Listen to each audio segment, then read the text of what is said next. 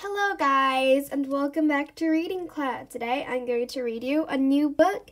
It's called Dirty Bertie, Yuck. And it's divided into 3 stories. The first story is called Yuck, the second Beg, and the third is Bum. Okay, so today I'm going to read you the first story, which is called Yuck. Chapter 1. Bertie dumped his bag and coat in the hole and burst into the kitchen.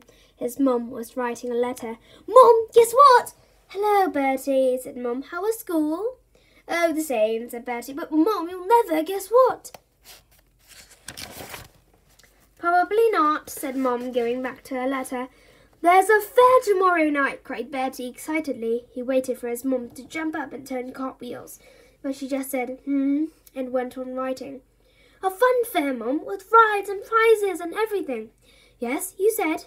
"So can I go tomorrow night, please, Mum, can I?"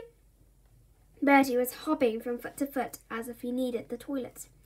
Mum looked up. "No, Bertie, I don't think so." Bertie's mouth dropped open. But why not?" "Because I said so. I took you to the fun fair last year and I remember what happened." Bertie cast his mind back to last year. True, he'd nagged his mum all night to go on the ghost train, then screamed to get off. True, he'd fallen in the water splash trying to rescue his toffee apple, but that could have happened to anyone. "But Mom," he begged, "all my friends will be going." "Bertie, I said no. No means no." Dad was in the garden, raking the lawn. "Dad!" cried Bertie, rushing outside. "Bertie, I just swept that up." "What?" Dad groaned. "That pile of grass Eve just trampled through." "Oh, sorry." Bertie looked at his shoes. If people left piles of grass lying around, how was he meant to avoid them? "Dad," he said, "can you take me to the fun fair tomorrow night?" "No," said Dad. "Why not?" "I've got chore practice." Sorry. "But it's only on for one night." "Sorry, Bertie. Ask your mum." "I did. She won't take me either. Then you can't go." But, Bertie stomped off, trailing grass all through the house. It wasn't fair. Why did he have such mean, selfish parents? They were always dragging him off to places he didn't want to go, like the dentist or the countryside. But when it came to something important, like a fun fair, they always said no. Surely there was someone who could take him. Of course, Gran. Gran was never too busy to do things with Bertie. She'd probably be grateful if he asked her. Ding! Chapter 2. Ding dong! Bertie opened the door. "Oh, hello, Bertie. Come in. I was just talking about you." Gran was watching telly with a neighbour, Sherry. Bertie had met Sherry before. Generally, he did his best to avoid her. "Hello, Bertie. Come and give your Auntie Sherry a big kiss." Bertie screwed up his face as Sherry planted a lipsticky kiss on his cheek. "Well," she said, "isn't he growing up fast?" "I know," said Gran. "Next thing you know, he'll be coming round with his girlfriend." Bertie turned crimson. Girlfriend? He'd rather bring his pet tarantula. "Gran," he said, "are you doing anything tomorrow night?" "Tomorrow? No, I don't think so.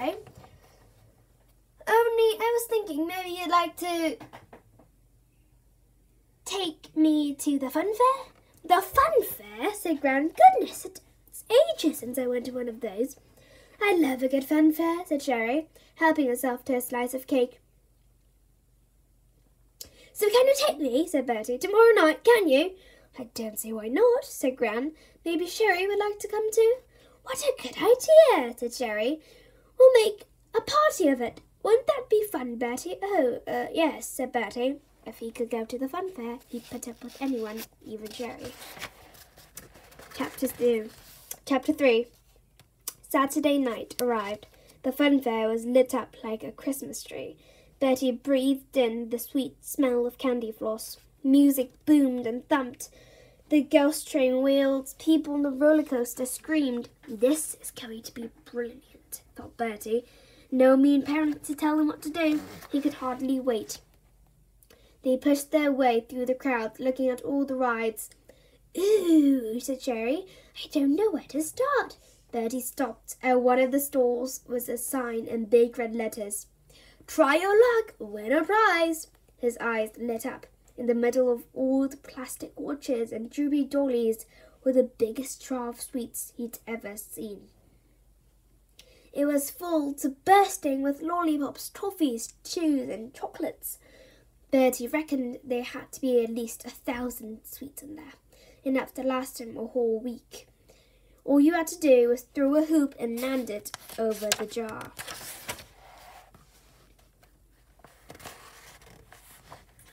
Gran, can I have a go? Can I, please? Can I? Bertie begged. Of course, dear. Gran got out her purse and paid the hoopla man. The best thing about Gran was she hardly ever said no. Bertie took careful aim. His first hoop fell way short. His second skimmed off the hoopla man's head. His third hit the sweet jar with a plunk and pinched off. Oh, bad luck, Bertie, said Sherry. Let me have a try. Gran and Sherry both tried their luck. Sherry won a prize, but not the jar of sweets Bertie had been hoping for. Instead, she won 2 sets of dealy poppers. Sherry put one on. They wobbled around her head crazily, flashing red and green. You try them, Dotty, she giggled. I bet they'll suit you. Gran put on the other pair, and they both doubled up, hooting with laughter. What do you think, Bertie? They asked, posing arm in arm. Great, said Bertie, but aren't you a bit, old for them? Oh, look, he's gone all pink, giggled Sherry. Are we embarrassing you, Bertie? Bertie trailed behind Gran and Sherry, watching their dealy boppers bob up and down like yo-yos. This wasn't what he'd planned at all. In fact, he was starting to think this could turn into the worst night of his life.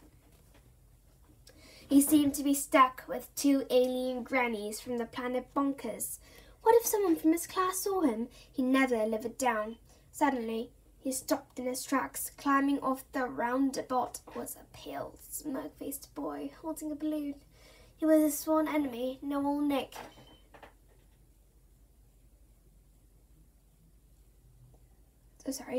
Bertie looked around in desperation. He couldn't be seen. With 2 mad grannies wearing disco lights, he had to escape. Quickly, he grabbed Gran by the arm and steered her in the opposite direction. Where are we going now? Asked Sherry, hurrying after them. Look, bumper cars, pointed Gran.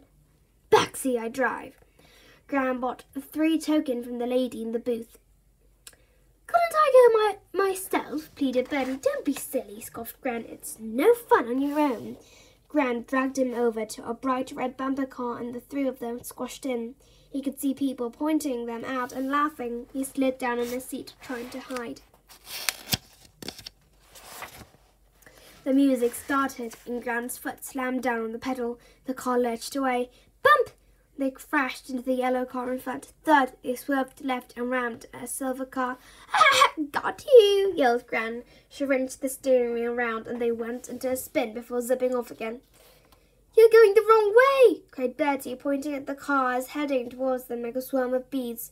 Rubbish, said Gran. They're going the wrong way. Bump, crash, wham.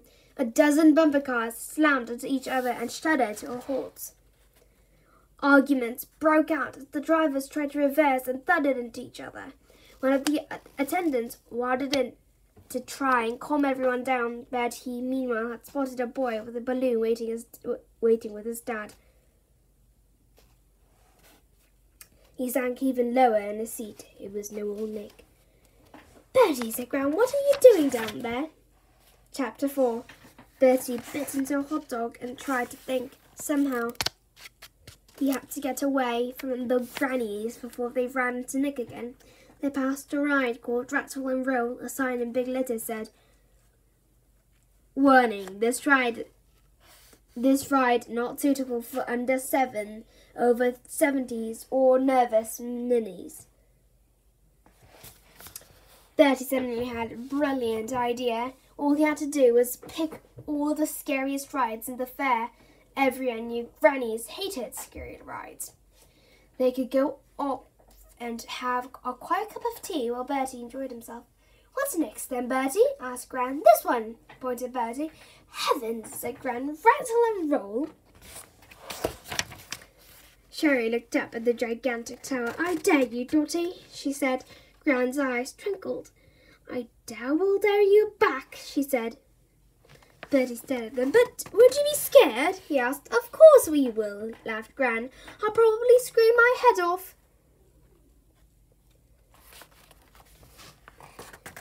Giggled Sherry. "Me too," said Gran, "but Bertie can hold my hand." Bertie took a seat between Bertie and Sherry. The safety bar clunked into place. Grunt, snort, the machine sounded like a dragon. They began to rise slowly into the air, higher and higher. Bertie tried not to look down. "This isn't that scary," he said. Snort, whoosh! They shot earthwards at 1,000,000 miles an hour. Gran screamed. Sherry shrieked. Bertie hung on for dear life. Up they shot, then down, up, down, down, up, down. Bertie clutched at his stomach. Finally, the ride stopped and the bar went up. "Ooh, that was amazing!" whooped Sherry as they got off. "I've come over all giddy," gasped Gran. "Oh, you're right, Bertie. You've got a bit pale." "Ugh," groaned Bertie. They queued at one of the food kiosks.